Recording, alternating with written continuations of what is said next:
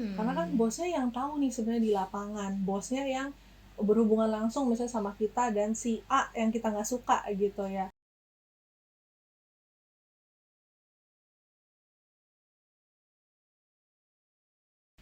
Halo teman-teman, kembali lagi di Kubis, Kupas Habis. Kali ini kita sudah masuk ke segmen ketiga bareng Natania Angela, seorang HR dari perusahaan terbesar di Indonesia. Nah, di segmen kali ini kita akan ngobrol sama Nia ya, gue akrabnya sapanya Nia gitu ya, tentang sebenarnya peran HR itu seperti apa sih di perusahaan, sejauh mana HR bisa membantu kita untuk berkembang gitu ya, menaikkan karir atau membantu permasalahan-permasalahan kita yang kita temui saat bekerja gitu ya. Nah, kita langsung panggilin aja nih Nia. Halo. Halo, Masih halo. Nia, kali ini kita masuk ke segmen ketiga di mana kita sudah ada di bagian atau di situasi kita sudah bekerja nih di perusahaan tersebut gitu ya. Terus peran HR itu sebenarnya di perusahaan apakah cuman rekrut aja gitu? Terus ya udah gitu selesai. Kalau nggak ada rekrut, HR nggak kerja gitu. Sebenarnya gimana sih nih? Enggak dong, pekerjaan HR nih cukup lingkupnya cukup luas gitu ya. Kalau mungkin teman-teman yang denger, teman-teman udah bekerja, mungkin tahu juga nih misalnya semudah kalau misalnya sakit, biasanya ya sakit, terus kemudian perusahaan teman-teman tuh sistemnya yang reimburse gitu ya. Itu kan biasa reimburse-nya itu memang ke bagian HR. Ada HR yang memang mengurus bagian administrasi gitulah ya. Ngomongin kita sakit, ngomongin asuransi gitu, ngomongin gaji juga gitu ya. Itu berkaitan sama HR juga gitu. Terus kalau misalnya mungkin perusahaannya teman-teman ada hiring outsource gitu ya, jadi bukan cuma kandidat biasa, kita ada hiring outsource untuk bantu-bantu pekerjaan gitu ya. Nah itu juga hubungannya sama HR yang bantu untuk urusin gitu lah ya ke pihak ketiganya yang kita mau hiring untuk kerja bareng di kantor gitu. Banyak banget kalau misalnya ngomongin HR, ada juga kalau teman-teman tahu kebijakan-kebijakan gitu ya, aturan-aturan di kantor gitu ya, itu juga biasanya ada pekerjaan yang dilakukan sama HR gitu. HR yang bantu untuk bikin kebijakan, entah misalnya kayak sanksi juga ada ya, misalnya kalau misalnya ada melakukan kesalahan dan sebagainya, sanksi dan sebagainya itu juga diurus sama di bagian HR. Terus ada juga bagian HR yang uh, pendekatan atau sebagai pintunya nih untuk ngomong-ngomong ke divisi yang lain gitu kan. Kan kita tahu bahwa tiap divisi kan punya workload-nya masing-masing. Nah, workload-nya ini yang bisa diceritain juga ke HR. Apakah divisinya butuh tambahan orang nih, kayaknya udah workload-nya udah banyak banget, udah kewalahan misalnya. Kita butuh ya 3-4 orang tambahan. Nah, itu juga ada. Kita biasa sebutnya itu HR business partner gitu ya, itu ngobrolin sama divisi-divisi yang lain gitu. Cuman ya ini yang aku ceritakan based on my experience ketika aku bekerja sebagai HR di korporat gitu ya, jadi bukan di startup atau misalnya bukan di agency gitu ya. Jadi kalau di HR yang aku udah lalui, biasanya yang dipegang itu kayak gitu lingkupnya. Oke. Jadi tadi ya kalau urusan kita misalnya secara personal gitu ya, butuh nambah orang itu bilangnya ke HR. Kalau kita telat mulu nanti dihukumnya sama HR gitu ya. Iya, ada evaluasi lah ya dibilangnya. Oke. Tapi kalau misalnya ya, kalau butuh nambah orang itu kan biasanya cenderung kepala divisi yang akan ngomong gitu kan ke HR gitu kan. Betul. Nah, sedangkan yang biasanya merasakan bahwa misalnya, aduh bos, ini kerjanya kebanyakan Banget banget. ya. Iya, aku capek, aku burn out misalnya gitu. Apalagi WFH gitu kan, gak berasa tiba-tiba aku harus kerja 9 to 9 gitu ya. Oke. Atau 9 to 12 gitu ya. Kayak aduh kerjaanku gak kelar-kelar gitu. Nah, sedangkan aku bukan kepala divisi misalnya gitu. Berarti aku harus ngomong ke siapa nih bahwa workload aku tuh kayaknya sudah terlalu banyak gitu ya, aku sudah tidak sanggup. Apakah sebaiknya aku langsung aja ngomong ke HR atau sebaiknya aku ngomong dulu ke bos aku? Oke. ini balik lagi, ini based on my experience ya teman-teman. Karena aku bekerjanya di korporat, struktur perusahaannya itu juga cukup jelas. Tapi beruntungnya perusahaan di tempat aku kerja, atasannya lah ya, kita sebutnya atasannya atau ya manajernya kita ini cukup bisa mendengarkan gitu. Jadi biasanya kayaknya akan agak sulit kalau langsung ke HR tapi kita bekerja di perusahaan yang cukup besar. Karena HR itu kan nggak pegang job desk per orang gitu ya, bukan per orang. Mungkin kalau job desk per divisi HR ada, tapi kalau per orang, misalnya dari satu divisi ada 100 orang, ya nggak mungkin 100 orang itu kita punya job desk masing-masing gitu. Jadi cara yang paling baik memang yang pertama harus bicara ke atasan gitu ya, jelaskan, nggak usah langsung misuh-misuh, mungkin teman-teman bisa bawa data gitu, bawa data dalam artian teman-teman jelasin, Pak atau Bu gitu ya, saya udah coba bertahan misalnya selama 3 bulan misalnya dengan pekerjaan tuh yang menurut saya udah cukup membuat saya draining gitu ya, energinya tuh udah cukup banyak banget kepake karena saya harus urusin A, saya urusin B, saya urusin C gitu. Jadi ketika kita sampaikan ke atasan kan juga mungkin akan notice, atau mungkin atasannya mungkin ya karena kayak sekarang ya karena pandemi dan sebagainya, mungkin atasannya juga ngerasanya oh ya juga ya dia terlalu banyak nih misalnya workload-nya, mungkin bisa dibagi dulu nih ke teman yang lain instead of langsung cari pekerja baru.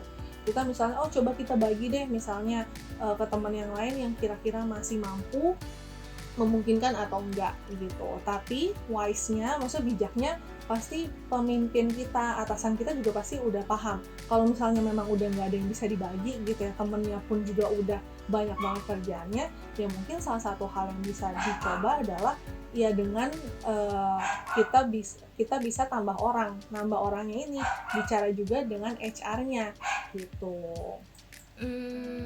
Oke. Jadi kalau tadi notesnya nih adalah kalau kamu berada di perusahaan yang sudah mature gitu ya, sudah korporat, artinya terstruktur dengan baik gitu ya, itu lebih baik kalau ada apa-apa, termasuk kayak misalnya tadi yang kasusnya aku adalah pekerjaannya kebanyakan gitu ya, sehingga kita burn out.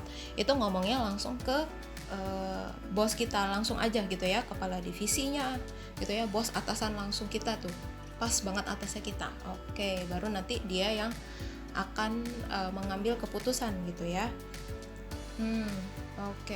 Kalau misalnya ada masalah-masalah kerja yang lain, kayak misalnya nih, kayaknya kok kalau kerja sama si dia kayak gini ya, kerja sama si itu, kok kayaknya orangnya begini ya gitu ya, atau ada ketidaknyamanan lain, itu juga berarti sama ya polanya ya, nggak langsung ujuk-ujuk curhat ke HR gitu ya, tapi coba ceritakan ke bos langsung dulu gitu ya, baru nanti biar bos yang ambil keputusan baiknya seperti apa.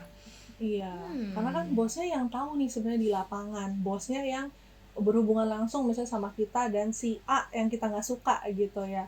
Nah dia kan jadi tahu dinamika pekerjaannya seperti apa, atau misalnya mungkin memang kurang cocok karena cara kerjanya si A tuh kayak gini, cara kerjanya si B tuh kayak gini gitu. Jadi bos yang harusnya jadi pintu pertama dulu buat tahu, karena ya balik lagi HR-nya ini nggak paham kalian cara kerja seperti apa, workload-nya seperti apa kemarin baginya gitu. Jadi memang pertama biasanya kalau di perusahaan kita akan ngomong ke bos dulu gitu. Oke.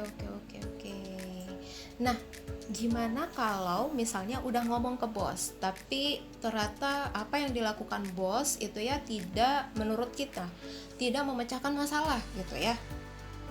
Nextnya berarti gimana? Apa boleh nih langsung ke HR gitu, curhat gitu, kucuk-kucuk datang ke Nia, aku ada masalah gitu. Gimana dong Nia? Kalau misalnya memang udah ngerasa burn out, udah ngerasa workload-nya banyak banget, udah coba ngomong ke bos, tapi mungkin bosnya memang nggak bisa, maksudnya mungkin kurang gitu ya, tidak bisa memberikan apa yang misalnya kita minta gitu ya. Memang kalau untuk ngomong ke last resort, kalau memang kita udah nggak bisa banget ngomong ke bos, ya sebenarnya cari ke HR juga itu nggak apa-apa. Karena mungkin HR-nya nanti akan bisa sebagai mediasi gitu lah ya, kita sebagai orang yang di tengah gitu. Kita bisa ngomong ke bosnya, kita tahu perspektif dari bos, kita juga tahu perspektif dari karyawannya gitu ya.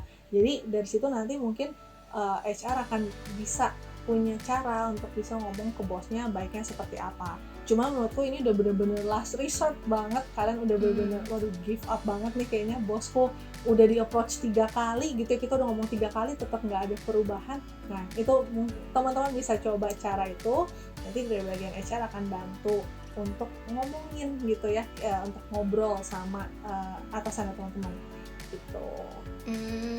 Oke. Dan kalau tadi kan kita ngomonginnya ada masalah ya, kita ada masalah gitu. Gimana kalau sebenarnya kita nggak ada masalah nih, tapi kita ngerasa kok kayaknya aku kerjanya gini-gini aja ya gitu. Atau misalnya aku ngerasa aku butuh pelatihan nih, atau misalnya ngerasa aku kapan naik pangkatnya ya gitu. Misalnya aku kapan naik jabatannya ya, aku kapan dipromosiinnya ya. Itu sebaiknya apakah sama gitu stepnya gitu, ngomong dulu ke bos gitu ya, ke kepala divisinya kita, apa langsung bisa aja ke HR gitu, promosiin aku dong gitu, atau gimana? Oke, sebenarnya kalau untuk masalah yang ini juga kalau di perusahaanku sekarang stepnya juga sama, tetap ngomong ke bos. Tapi sebenarnya yang perlu di note adalah balik lagi tiap perusahaan itu beda-beda ya, cara mereka training pemimpinnya itu beda-beda. Kalau di perusahaanku sendiri, bosnya ini memiliki kemampuan lah untuk bisa probing anaknya. Probing dalam artian bisa menggali gitu ya. Kalau tadi mungkin masalah ada workload, kurang cocok sama temen dan sebagainya, itu pasti atasan akan probing gitu ya, sampai paham titik masalah di mana. Kalau yang kejadian konteks kayak gini kan juga sama. Oh, ketika atasannya probing, oh ternyata mungkin orangnya ini suntuk gitu ya, misalnya dengan pekerjaannya sekarang, dia pengen minta mutasi gitu. Atau misalnya, Pak saya boleh nggak ya minta ada training A, training B, training C gitu ya, supaya skill saya bertambah gitu. Nah, bos inilah, atau maksudnya atasan lah ya, kita nggak sebut bos, atasannya ini yang akan membantu kita gitu untuk bisa memetakan kira-kira yang kita rasakan seperti apa sekarang, tindak lanjutnya, actionnya itu akan seperti apa gitu. Jadi kalau menurutku, kalaupun kita datang ujuk-ujuk ke HR gitu kan, balik lagi HR memang pegang bank data dari karyawannya gitu ya, tapi HR nggak paham secara pekerjaan di lapangan tuh seperti apa. Yang lebih paham kita harusnya atasan kita gitu kan. Jadi wise-nya, apalagi kalau mungkin di korporat, teman-teman bisa approach dulu ke atasannya. Kita jelaskan, Pak saya punya aspirasi seperti ini gitu, saya kok rasanya nggak naik-naik jabatan ya misalnya gitu. Dan dari bos itu atau dari atasan kita itu bisa kasih input, misalnya kita lihat dari kompetensinya kita sekarang udah memungkinkan belum sih misalnya untuk naik jabatan atau misalnya promosi, atau misalnya dari apa yang kita punya, apa yang masih bisa kita kembangin dulu nih sampai kita yakin gitu ya, dan perusahaan yakin kita bisa dinaikin atau kita bisa dapat promosi. Kan kita kalau kita sendiri kita ngerasanya oh saya udah bisa kok ngelakuin A B C, tapi mungkin pada kenyataannya kita butuh cermin dari orang lain gitu, orang lain yang akan kasih masukan, belum nih ya kamu di bagian A belum cukup kuat misalnya gitu ya, kamu masih cenderung seperti ini gitu, akan lebih baik kalau kamu bisa acquire skill apa supaya kamu lebih firm misalnya, jadinya nanti ketika kamu naik atau promosi jabatan itu udah lebih mantep gitulah anggapannya kayak gitu. Oke. Jadi stepnya masih sama ya, karena emang atasan kita langsung yang lebih mengenal kita gitu ya, tahu kita tuh seperti apa gitu ya, apa yang kita butuhkan dan lain sebagainya macamnya. Jadi dia seharusnya bisa lebih menyerap aspirasi kita gitu ya. Betul. Oke. Nah, berikutnya nih, kalau di kantor itu kan ada yang namanya KPI atau Key Performance Indicator gitu ya. Betul. Alias penilaian kerja. Kadang itu kan suka menentukan bonus kita nih. Kalau ada perusahaan yang kayak semakin KPI kamu tinggi, bonus kamu semakin besar gitu kan. Betul. Nah, itu sebenarnya yang menentukan KPI ini atasan kita langsungkah yang menilai kita gitu ya? Atau sebenarnya HR gitu yang nilai, dan seberapa jauh sih peran HR dalam menentukan KPI gitu? Oke, Gimana? kalau ditanya seberapa peran besar HR dalam menentukan KPI, di HR sendiri, khususnya kalau di kantorku itu ada yang namanya talent management. Kita memang ada mengatur soal talent, gimana misal promosi dan sebagainya gitu ya. Tapi kita menentukan talent management itu kan juga dari KPI gitu ya. Kita tahu bahwa oh si Nia nih bagus banget misalnya kerjanya, 2 tahun berturut-turut bisa achieve misalnya gitu ya, achievementnya juga baik. Nah, nanti dari talent management akan bantu untuk oh oke, kira-kira dia bisa kita promosikan, atau misalnya kita tambahkan dia skill apa ya, atau misalnya kita mau perbagus dia, kita mau buat dia seperti apa gitu kan. Itu ada di bagian talent management. Memang kalau untuk KPI pasti ada hubungannya sama HR untuk menentukan KPI-nya seperti apa. Itu biasanya kalau di awal pasti HR ngobrol langsung sama divisinya gitu ya. Misalnya mudahnya di bagian marketing gitu ya, kira-kira gimana nih kita mau bikin suatu standar gitu ya, karena kan kalau misalnya kita ngomong KPI pasti marketing di tim A sama tim B harus sama gitu, jangan sampai oh marketing di tim A harus 1000 tapi di tim B cuman 100 misalnya kayak gitu. Jadi HR ini juga membantu untuk bikin standarisasi gitu, standar itu seperti apa dalam KPI dan sebagainya. Tapi kalau untuk secara penilaian awalnya memang itu akan dinilai langsung sama atasan gitu ya. Ini balik lagi ketika aku di korporat, atasan yang akan menilai gitu. Jadi kita bagaimana kita sampai ke KPI-nya atau enggak gitu ya, atau misalnya kira-kira ada notes-notes tertentu enggak yang disampaikan dari atasan ke kita gitu. HR bantunya ya kita sebagai bank database-nya gitu. Jadi semua dari pimpinan-pimpinan kita akan anggapannya kita compile gitu ya, dan nanti sebagai uh, resource di talent management untuk lihat kira-kira talent mana nih yang bagus yang bisa kita kembangin, kita mau kembanginnya ke arah mana gitu. Jadi HR juga bantu untuk kasih visualisasi gitulah ya ke atasan-atasan gitu. Oh nih anak lo yang namanya Sinia ini bagus nih gitu ya, ini bisa kok kalau lo mau kembangkan dia ke bagian apa gitu. Nah itu biasa pasti ada obrolan antara HR sama nanti atasan langsungnya seperti apa gitu. Oh, oke oke oke. Jadi tetap yang nilai itu adalah atasan kita langsung. Cuma HR itu sebagai bank data yang nantinya akan membantu kita, mungkin membantu bos kita gitu ya. Untuk Betul. kayak si anak ini bisa loh kita kembangin Yes. jadi menjadi apa gitu ya. Maksudnya dia bisa level up karirnya seperti apa gitu ya. Betul. Nia ada kalimat terakhir, kata-kata terakhir yang mau disampaikan mungkin ke teman-teman yang sekarang lagi pengen meningkatkan karirnya mungkin. Oke, kalau misalnya teman-teman merasa sekarang gitu ya masih ada di posisi dimana teman-teman pengen meningkatkan karir gitu ya, selamat, berarti teman-teman udah ada dorongan bahwa oh aku harus jadi lebih baik gitu ya dari sebelumnya. Jadi tetap semangat teman-teman dalam prosesnya. Yang namanya proses itu selalu nggak mudah gitu ya, nggak ada yang suatu yang gampang kita dapetin kalau kita nggak mau berproses. Oleh karena itu makanya untuk teman-teman pokoknya tadi tips-tipsnya udah banyak banget di part 1, kedua, bahkan ketiga kalau teman-teman mau ajak ngobrol HR-nya itu pun juga bisa gitu ya. Jadi harapannya teman-teman bisa mengembangkan diri dari tips-tips yang tadi, jangan pernah menyerah gitu ya. Banyak banget possibilities yang teman-teman bisa dapetin, dunia ini terlalu luas gitu ya. Jadi teman-teman harus semangat, jangan merasa berkecil hati kalaupun menerima penolakan 1 kali, 2 kali, nggak apa-apa teman-teman, masih banyak penolakan dalam hidup kita yang harus kita lewati gitu ya. Jadi teman-teman semangat, sehat selalu, sampai jumpa lagi mungkin di episode-episode setelah ini gitu ya. Betul. Aduh, thank you banget nih ya. Buat teman-teman, terima kasih sudah menyaksikan video ini sampai habis ataupun episode ini sampai habis. Kita ketemu di podcast ataupun episode video berikutnya. Sampai jumpa.